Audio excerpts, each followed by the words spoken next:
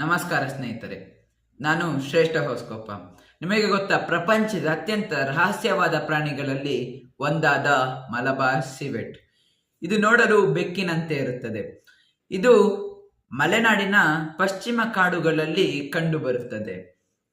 ಇದನ್ನು ಮಲೆನಾಡಲ್ಲಿ ಮಂಗಳಕೋತ್ರ ಅಥವಾ ಬಾಲಕೋತ್ರ ಎಂದು ಕರೆಯುತ್ತಾರೆ. ಇದು ಹೇಗೆ ಇರುತ್ತದೆ ಅಂದರೆ, ಇದರ ಬಾಲದಲ್ಲಿ ಕಪ್ಪು ಬಣ್ಣದ ಪಟ್ಟಿ ಇರುತ್ತದೆ ಮತ್ತು ಇದರ ಮೈಯ ಮೇಲೆ ದಪ್ಪ ಬಣ್ಣದ ಕಪ್ಪು ಮಚ್ಚೆಗಳು ಇರುತ್ತದೆ. ಇದರ ಒಂದು ಸಂಖ್ಯೆ ನೋಡುವುದಾದರೆ 250ಕ್ಕಿಂತ ಕಡಿಮೆ, ಒಂದು ಅಂದಾಜಿಗೆ ಹೇಳುವುದು 250ಕ್ಕಿಂತ ಕಡಿಮೆ ಇದರ ಒಂದು ಸಂಖ್ಯೆ ಆಗಿದೆ. 1909 ಮತ್ತು 2014 ನಡುವೆ ಇದರ ಮೇಲೆ ಯಾವುದೇ ಒಂದು ದಾಖಲೆಗಳು ನಡೆದಿಲ್ಲ.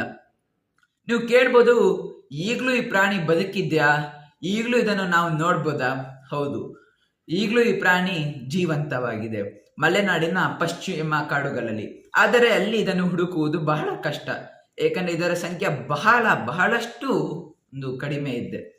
ನೀವು ಹಾಗೆ ನೋಡುವುದಾದರೆ 2020 ಕೊರೋನಾ ಟೈಮ್ ಲಾಕ್ಡೌನ್ ಅಲ್ಲಿ ಈ ಒಂದು ಮಲಬಾರ್ ಸಿವೆಟ್ ಮಂಗಲಕೋತ್ರ ಒಂದು ರಸ್ತೆಯನ್ನು ದಾಟುತ್ತಿತ್ತು.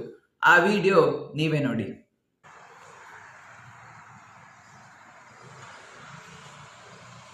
ನೀವು ನೋಡುದಲ್ಲ, ಆ ಮಲಬಾರ್ ಸಿವೆಟ್ ಮಂಗಲಕೋತ್ರ ಈ ರಸ್ತೆಯನ್ನು ದಾಟುತ್ತಿರುವಾಗ ಇದು ಕ್ಯಾಮ್ರಾದಲ್ಲಿ ಕ್ಯಾಪ್ಚರ್ ಆಗಿದೆ. ಹಾಗೆ ಇದರ ಒಂದು ಜೀವನ ಶೈಲಿ, ಊಟದ ವಿಷಯ ನೋಡುವುದಾದರೆ, ಇದು ಕಾಡಿನಲ್ಲಿರುವಂತಹ ಸೊಪ್ಪು ಮತ್ತು ಅದಕ್ಕಿಂತ ಒಂದು ಸಣ್ಣ ಜೀವಿಗಳು, ಕೀಟಗಳನ್ನು ಇದನ್ನು ತಿಂದು ಅದರ ಜೀವನವನ್ನು ಸಾಗಿಸುತ್ತದೆ. ಈ ಪ್ರಾಣಿದೊಂದು ವಿಶೇಷ ಇದೆ, ಏನೆಂದರೆ ಈ ಪ್ರಾಣಿ ಶಾಂತಿಯ ಒಂದು ಪ್ರಾಣಿಯಾಗಿದೆ. ಯಾರ ತಂಟೆಗೂ ಹೋಗುವುದಿಲ್ಲ, ಯಾರ ಸವಾಸ, ಯಾರ ಜಗಳ ಯಾವುದಕ್ಕೆ ಹೋಗಿಲ್ಲ. ಇದೊಂದು ಶಾಂತಿಯ ಪ್ರಾಣಿಯಾಗಿದೆ. ಹಾಗೆ ಇದು ನಾಚಿಕೆಯ ಪ್ರಾಣಿ ಸಹಿತ ಆಗಿದೆ. ಏನಾದ್ರೂ ನಾಚಿಕೆ ಮಾಡ್ಕೊಂಡು ಹೋಗೋದು, ಇವೆರಡು ಇದರ ಒಂದು ವೀಕ್ನೆಸ್ ಇರುವುದರಿಂದ ಇದರಗಿಂತ ದೊಡ್ಡ ಪ್ರಾಣಿಗಳು, ಹುಲಿ, ಹಾವು, ಚಿರತೆ, ಇವುಗಳು ಈ ಮಲಬಾರ್ ಸಿವೆಟ್ ಮಂಗಲಕೋತ್ರವನ್ನು ಹಿಡಿದು ತನ್ನ ಆಹಾರವಾಗಿ ಮಾಡ್ಕೊಳ್ಳುತ್ತೆ. ಅದರಿಂದ ಇದರ ಒಂದು ಸಂಖ್ಯೆ ಬಹಳಷ್ಟು ಒಂದು ಕಡಿಮೆ ಇದೆ.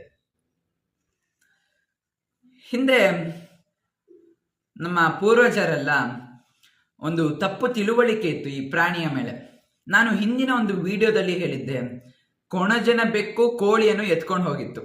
ಇಲ್ಲಿ ಏನು ನಡೆದಿದೆ ಅಂದರೆ, ಎಂತ ತಪ್ಪು ತಿಳುವಳಿಕೆ ಅಂದರೆ, ಈ ಮಲಬಾರ್ ಸಿವೆಟ್ ಇದೆಯಲ್ಲ, ಇದೇ ನಮ್ಮ ಪೂರ್ವಜರ ಒಂದು ಸಾಕು ಪ್ರಾಣಿ. ಅಂದರೆ ಒಂದು ಬೆಕ್ಕಾಗಿರ್ಬೋದು, ನಾಯಿ ಆಗಿರ್ಬೋದು, ಕೋಳಿ, ಇದೇ ಇವುಗಳನ್ನು ಎತ್ಕೊಂಡು ಹೋಗುತ್ತೆ ಅಥವಾ ಇದೇ ಇದನ್ನು ಬೇಟೆ ಆಡುತ್ತೆ.